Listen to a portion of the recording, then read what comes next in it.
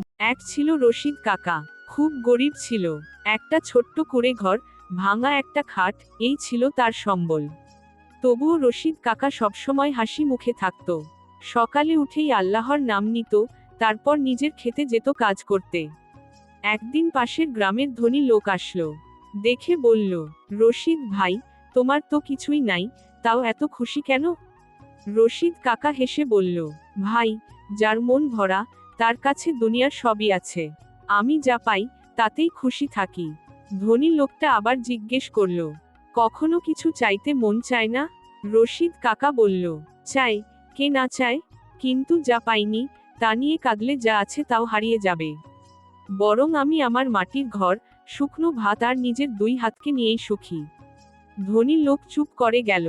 মনে মনে ভাবল, এত টাকা পয়সা থাকতেও আমি তো এত শান্তি পাই না। গরিব হওয়া দোষ না, মন দরিদ্র হলে তবেই জীবন কষ্টের হয়।